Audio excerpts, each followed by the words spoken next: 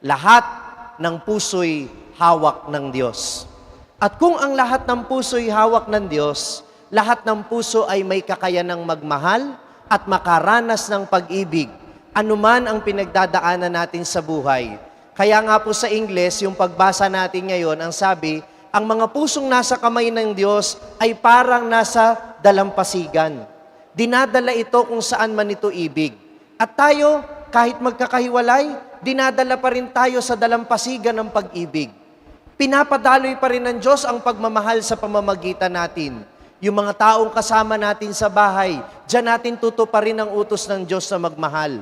Yung mga taong nakakasama natin sa group chat, yung mga nakakamiting natin sa Zoom meetings, diyan natin pwedeng iparamdam ang ating pagmamahal sa panahong ito ng pandemya. Yung mga maliliit na bagay na pwede nating maipakita sa kapwa bilang pagpaparating ng ating pagmamahal. Sa pamamagitan niyan, nagiging malapit ang puso natin sa Diyos, sapagkat ang sino mang nagmamahal ay malapit sa puso ng Diyos.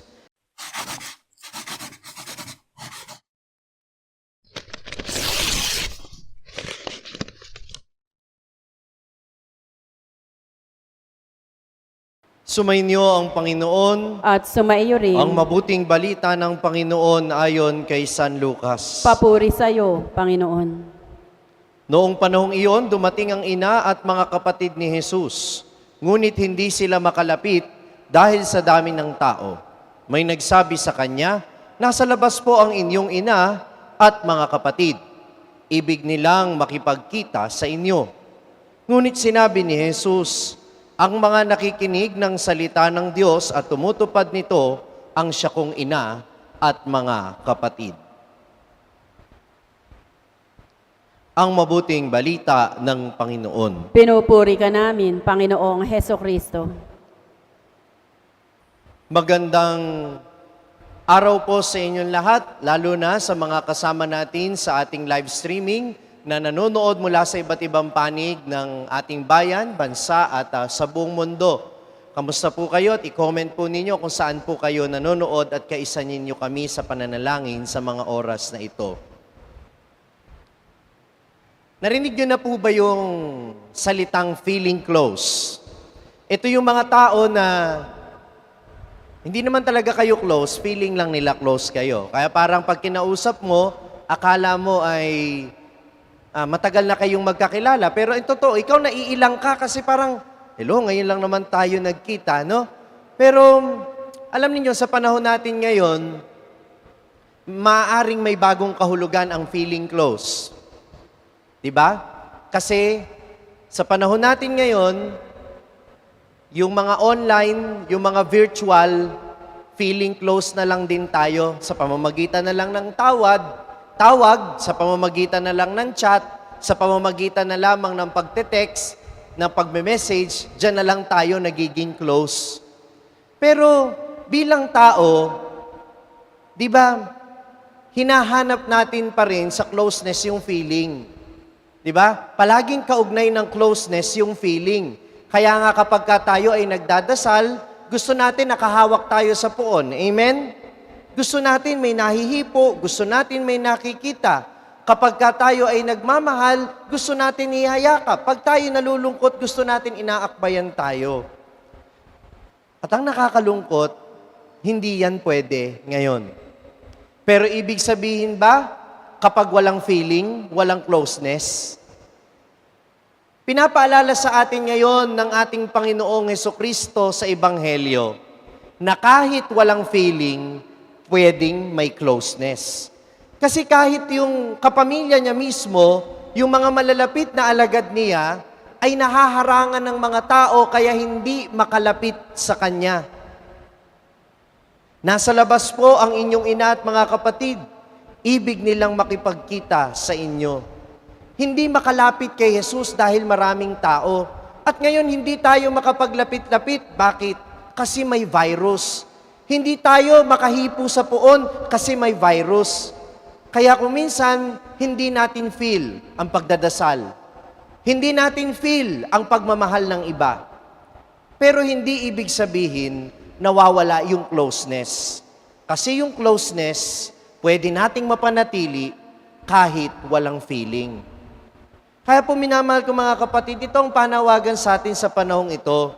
Ang sabi ng Panginoong Hesukristo, ang sino mang tumatalima at tumutupad ng aking utos, ang siya kong ina at mga kapatid.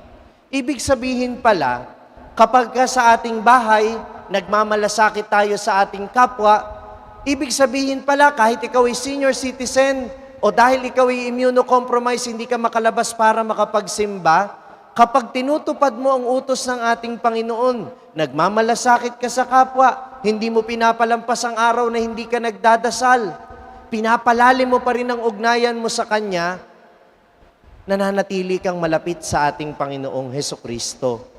At ito po ang paalala sa atin ng unang pagbasa, na sa kahit na anong mangyari, kahit anong klaseng tao man tayo, kagaya ng hari na tinutukoy sa unang pagbasa, ang mga haring tinutukoy po doon ay yung mga haring sumakop sa bansang Israel.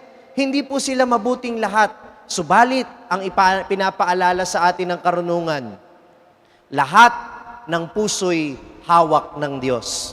At kung ang lahat ng puso'y hawak ng Diyos, lahat ng puso ay may kakayanang magmahal at makaranas ng pag-ibig, anuman ang pinagdadaanan natin sa buhay. Kaya nga po sa Ingles, yung pagbasa natin ngayon, ang sabi, ang mga pusong nasa kamay ng Diyos ay parang nasa dalampasigan. Dinadala ito kung saan man ito ibig. At tayo, kahit magkakahiwalay, dinadala pa rin tayo sa dalampasigan ng pag-ibig.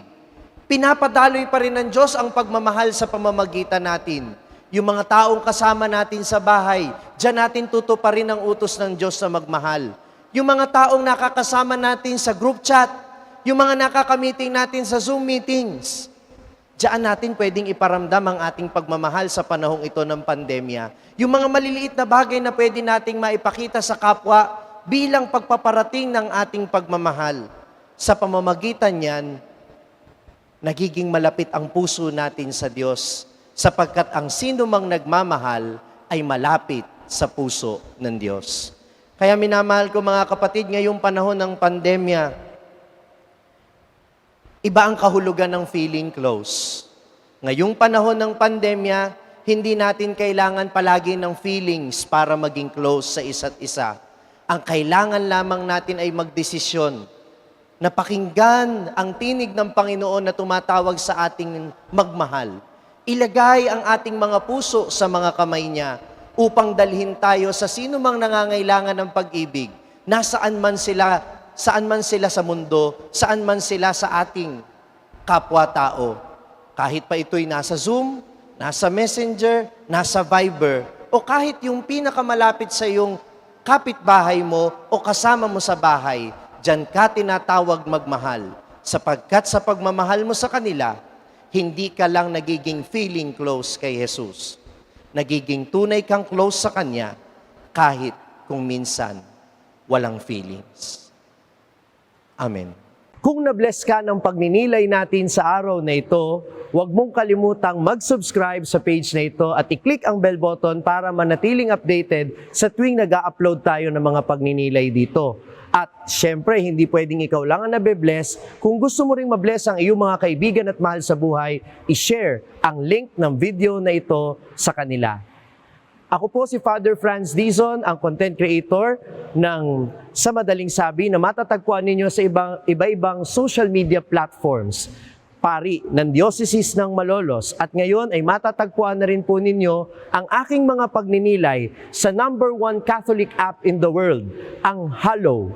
400,000 po na Pilipino na ang nakasubscribe sa Hallow. Ano pang hinihintay ninyo? I-download na po ninyo ng libre ang Hallow app sa inyo pong Google Play Store o kaya naman ay Apple App Store. Magkita-kita po tayo hanggang sa aking susunod na pagninilay dito sa ating page, ang Sa Madaling Sabi.